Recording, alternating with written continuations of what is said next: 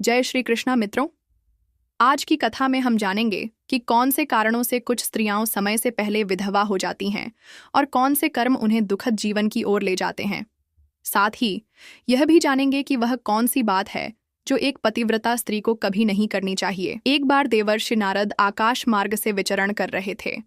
उन्होंने देखा कि कुछ स्त्रियां एक ही आयु की हैं और फूल तोड़ रही हैं, लेकिन उनमें से एक स्त्री विधवा थी और बहुत दुखी जीवन जी रही थी, जबकि बाकी स्त्रियां अपने पतियों के साथ सुखपूर्वक जीवन व्यतीत कर रही थीं। यह देखकर देवर्षि नारद जी यमराज के पास पहुंचे और 3 प्रश्न पूछे। 1. कौन सी स्त्री समय से पहले विधवा हो जाती है? 2. कौन सी स्त्री को जीवन में कभी सुख और शांति नहीं मिलती? 3. वह कौन सी वस्तु है जो एक पत्नी को अपने पति के मांगने पर भी नहीं देनी चाहिए? यमराज ने एक कथा के माध्यम से उत्तर देना प्रारंभ किया। कौशल देश के एक राजा के दरबार में एक नौकर था, जिसकी पत्नी अत्यंत पतिव्रता और चरित्रवान थी। उसका पति उस पर अत्यधिक विश्वास करता था। जब यह बात नगर में फैली तो राजा को भी झांत हुई। राजा ने मंत्री के सामने यह बात रखी, लेकिन मंत्री ने उस पर संदेह जताया और चुनौती दी कि वह उस स्त्री का पतिव्रत धर्म खंडित कर देगा।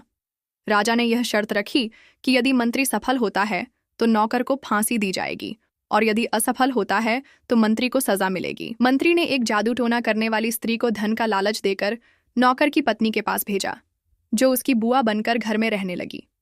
एक दिन स्नान करते समय उस स्त्री ने उसकी जांघ पर तिल देख लिया और विवाह में मिले पटका और कतार चुरा लिए। मंत्री ने राजा के सामने इन वस्तुओं को सबूत के रूप में पेश किया और नौकर को दोषी ठहराया गया। जब नौकर को फांसी की सजा सुनाई गई तो उसकी पत्नी एक नर्तकी का वेश धारण कर दरबार में पहुंची और नृत्य के माध्यम से राजा को प्रसन्न कर वर मांगने लगी। जब राजा ने वर मांगने को कहा तो उसने कहा कि दरबार में एक चोर है जिसने उसकी अंगूठी चुराई है। जब मंत्री ने कहा कि वह उसे जानता ही नहीं, तब वह स्त्री अपने असली रूप में आ गई और पूरी सच्चाई उजागर की।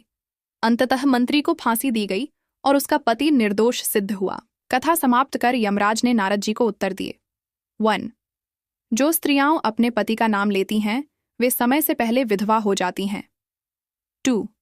जो स्त्रियां दूसरों के पति पर दृष्टि डालती हैं या पतिव्रता धर्म से विमुख होती हैं उन्हें जीवन में कभी सुख नहीं मिलता। 3.